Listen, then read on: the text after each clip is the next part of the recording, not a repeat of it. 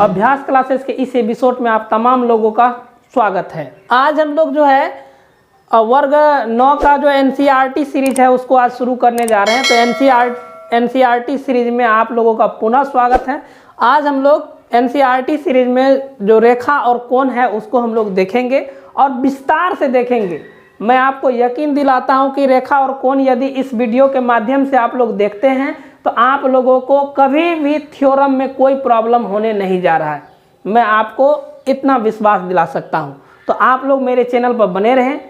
चलिए देखिए, यहाँ पे हमने लिखा है रेखा और कोण को समझने के लिए जो छोटी छोटी पॉइंट होती है उन सारे छोटे छोटे पॉइंट को हम लोग देखने का प्रयास करेंगे। तो सबसे पहले हमने लिखा है बिंदु, यानी पॉइंट से शुरू करते हैं।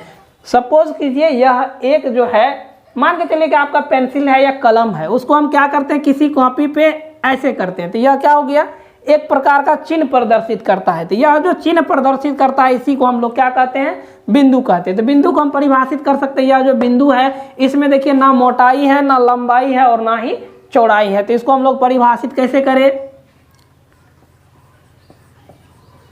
जिसके ना लंबाई हो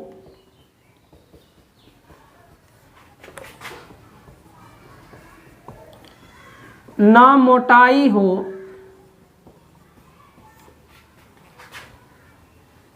तथा न ही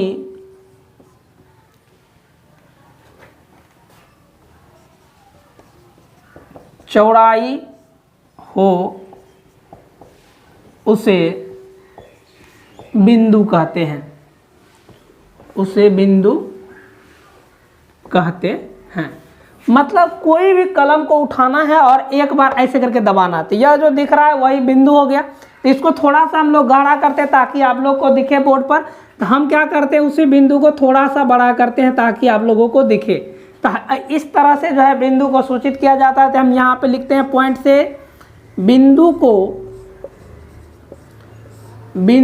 को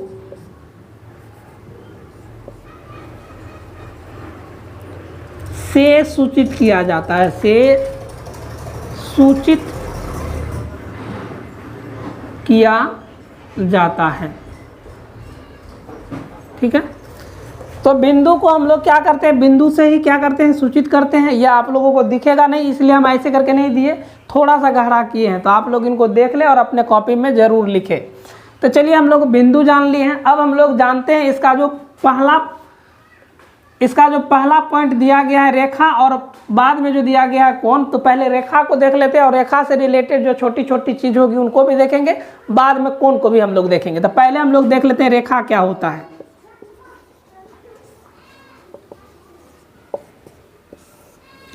अब देखिए, मान के चलिए कि कोई यहाँ पे देखते हैं, यहाँ पे यह जो है यह कोई क्या है, एल लंबाई वाला रेखा है और उस पर यह क्या है, ए और बी दो बिंदु है। ठीक है। इसको ए को इधर बढ़ाने पे और बी को उधर बनाने पे अगर मान के चले कि यह अनंत दूरी तक जाता हो और ए के तरफ भी यह जो है, यह जो दिख रहा है आपको लाइन, यह अनंत दूरी पर जाता हो तो इसी को हम लोग रेखा कहेंगे। या इसी को कैसे परिभाषित कर सकते हैं, तो बिंदुओं का वह समूह, चूंकि देखिए यह जो लाइन है इसमें बहुत सारे छोटे छोटे बहुत सारे बिंदु है और यह बिंदु जो है मतलब दोनों तरफ, इधर भी वो अनंत तक जा रही है और इधर भी यह अनंत तक जा रही है। तो इसी को हम लोग रेखा कहते हैं। तो हम लिख लेते हैं, इसको परिभाषित कैसे करेंगे तो देख लेते हैं। इसको हम लोग कह सकते हैं बिंदुओं का वह समूह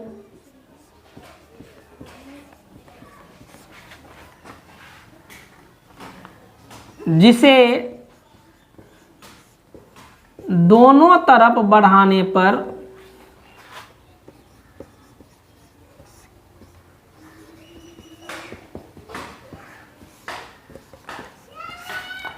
अनंत दूरी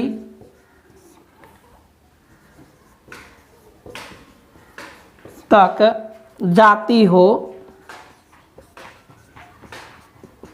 उसे क्या कहेंगे, रेखा कहते हैं।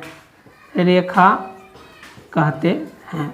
अब देखिए हम क्या किए, बिंदु का यह छोटा छोटा बहुत सारा समूह होगा और इसको हमने क्या किया, दो बिंदुओं से दर्शाया है, ए और बी।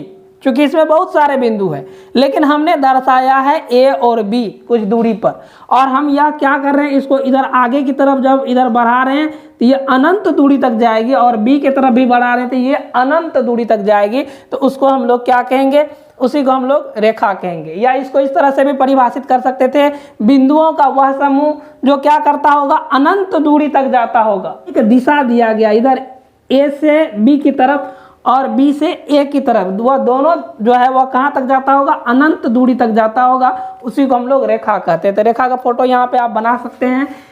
एक लाइन ऐसे खींचना है और यहाँ पर इसका कोई अंत बिंदु नहीं होगा, क्योंकि यह दोनों जो है वो कहाँ तक जाएगा, अनंत तक जाएगा। तो इस तरह से हम लोग सुशोभित कर सकते हैं। या इसको सूचित करने के लिए कैसे प्रयोग कर सकते हैं, इसे या रेखा को, इसे मतलब रेखा को ए बी पर यहाँ पे देखिए एरो का निशान, दोनों तरफ ये तीर का निशान देना है, इसको सिंगल इन्वर्टेड कोमा में लिख देना है। से सूचित किया जाता है, से सूचित किया जाता है। अब देखिए हम लोगों ने रेखा देख लिया। अब रेखा से रिलेटेड, चूंकि रेखा जो है इससे बहुत सारे प्रश्न बनते हैं, तो पहले रेखा से जो रिलेटेड कुछ छोटे छोटे पॉइंट है उनको देख लेते हैं। तो पहले इनको हम लोग इरेज कर लेते हैं, उस पॉइंट को देखेंगे, फिर आगे जो है हम लोग कोण को भी देखने का प्रयास करेंगे। देखिए यह रेखा से रिलेटेड जो अगला पॉइंट है वह है रेखाखंड यानी लाइन सेगमेंट। लाइन यानी लाइन सेगमेंट का मतलब होता है, रेखाखंड का मतलब होता है रेखा का खंड या टुकड़ा। तो हम इसको डायरेक्ट लिख सकते हैं, रेखा के खंड को, रेखा के खंड या टुकड़ों को रेखाखंड कहते हैं। अब देखिए रेखाखंड को भी सुशोभित किया जाता होगा। जैसे मान के चलिए रेखाखंड जो है इसका दो अंत बिंदु होगा, जैसे यहाँ पे ए और बी। चूंकि कोई भी रेखा होगा उसको हम लोग क्या करेंगे, टुकड़ा टुकड़ा में बांट देंगे। तो मान के चले यहाँ से लेके यहाँ तक, यहाँ से लेके यहाँ तक, यहाँ से लेके यहाँ तक, यह जो देख रहा है यह छोटे छोटे टुकड़े में बांट दिए। तो हम क्या किए, एक टुकड़ा हम ले लिए, यहाँ से देखिए एक टुकड़ा हमने ले लिया, ठीक है। तो रेखाखंड को इस तरह से फिगर में दर्शाते हैं। और हम लोग इसमें क्या लिख सकते हैं, रेखाखंड को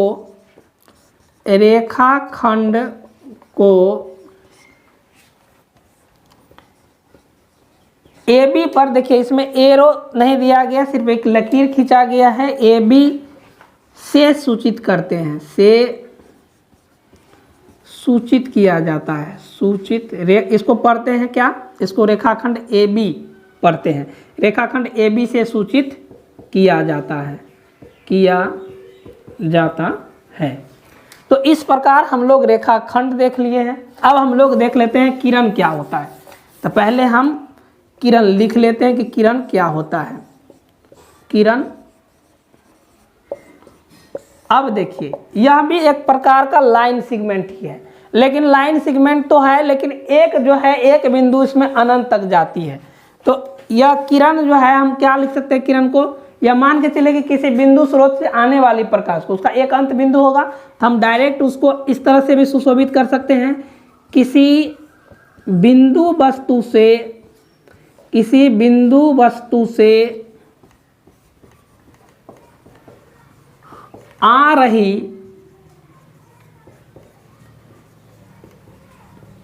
प्रकाश को किरण कहते हैं। या और करके हम लिख सकते हैं, क्या लिख सकते हैं, तो और करके लिख सकते हैं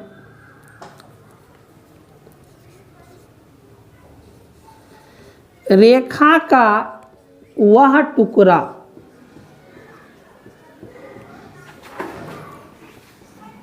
जिसका एक अंत बिंदु हो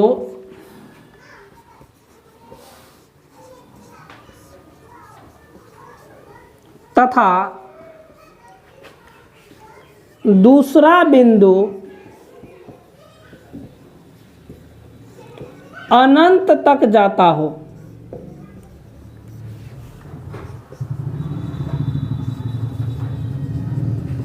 उसे किरण कहते हैं।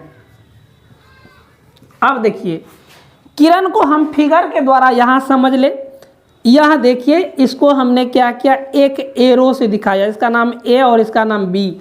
अब देखिए यहाँ पर तो एक अंत बिंदु दिख रहा है और दूसरा पॉइंट जो बी है यहाँ पे अंत बिंदु नहीं दिख रहा है, मतलब यह अनंत तक जाएगी। यदि यह अनंत तक जाएगी तो इसको हम लोग क्या कहेंगे, किरण कहेंगे। मान के चलते हैं कि यहाँ एक उपकरण है, जैसे बल्ब जलाते होंगे, और बल्ब जलाते होंगे तो जिस जगह पे बल्ब जलता है वहाँ से प्रकाश बहुत सारा प्रकाशित होता है।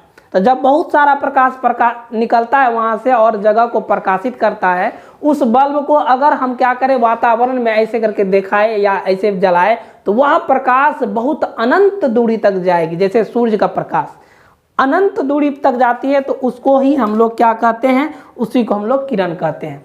अब इसका क्या उपयोग है, रेखाखंड और किरण का क्या उपयोग है, तो हम लोग यहाँ पे जो देखे हैं कि रेखा और कोण है, तो इस कोण के निर्माण में जो होता है रेखाखंड, रेखा और किरण का महत्वपूर्ण भूमिका होती है। तो सबसे पहले हम लोग इन चीज़ों को लिख ले और अगला जो पॉइंट क्या बन पाता है उसको हम लोग देखते हैं। यह मान के चले कि कोण आगे हम लोग जो है कोण को भी देखेंगे, तो चलिए देख लेते हैं पहले आगे। देखिए हमने यहाँ पे एक पॉइंट जो महत्वपूर्ण पॉइंट था उनको हम लोग देख लेते हैं और इसके बाद हम लोग कोण को देखेंगे। तो सबसे पहले यहाँ पे लिखा हमने संरेख बिंदु यानी कोलिनियर पॉइंट। तो कोलिनियर पॉइंट होता है यदि एक लाइन पे, ठीक है, एक रेखा पे क्या हो, तीन या तीन से अधिक जब बिंदुएं क्या होगी, एक ही लाइन पे होगी, तो उसी को हम लोग कोलिनियर पॉइंट कहते हैं या उसी को हम लोग संरेख बिंदु कहते हैं। और संरेख होगा यदि एक लाइन पर तीन या तीन से अधिक बिंदुएं नहीं होगी तो उसको हम लोग असंरेख कहते हैं। इसको आप लोग परिभाषित कर ले।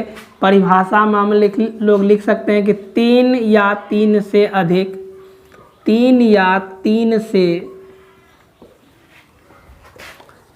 बिंदुएं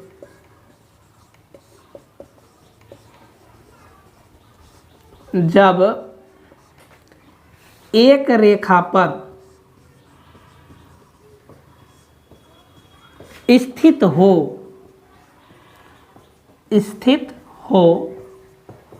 तो उसे संरेख बिंदुएं कहते हैं।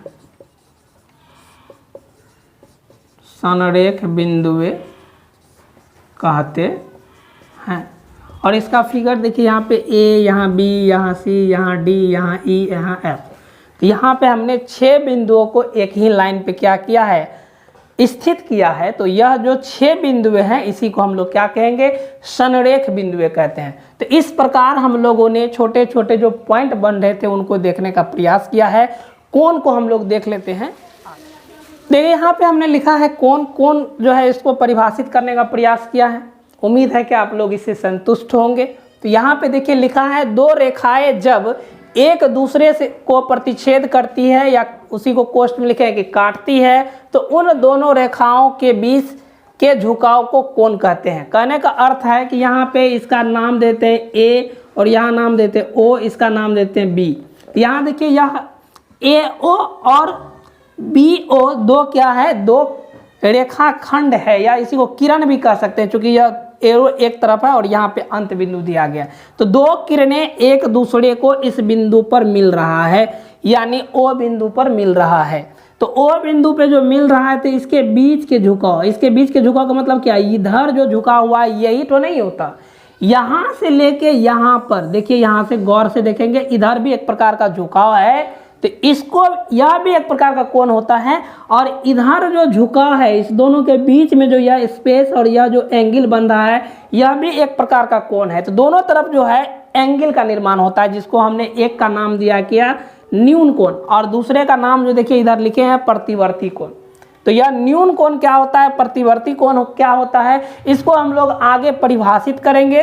तो इस प्रकार हम लोगों ने कोण को आज देख लिया। इस चैप्टर में कोण के सारे पहलुओं को देखने का प्रयास किया और इसके जितने भी पहलू है, इसके जितने भी छोटे छोटे पॉइंट है, उन सारे पॉइंट को हम लोग विस्तार से पढ़ेंगे और इसके छोटे छोटे जो छोटे से लेकर बड़े तक जो थ्योरम दिया गया है, उन सारे थ्योरम को हम लोग बहुत ही आसानी से सॉल्व कर लेंगे। तो आज के एपिसोड में हम लोग रहते हैं यहीं तक। और हाँ, यदि आप मेरे चैनल पर नए हैं तो मेरे चैनल को जल्दी से करेंगे लाइक, शेयर और सब्सक्राइब, क्योंकि यहाँ पर 9th के NCERT सीरीज शुरू हो गया है। तो आप लोगों से लेते हैं विदा। बहुत बहुत धन्यवाद।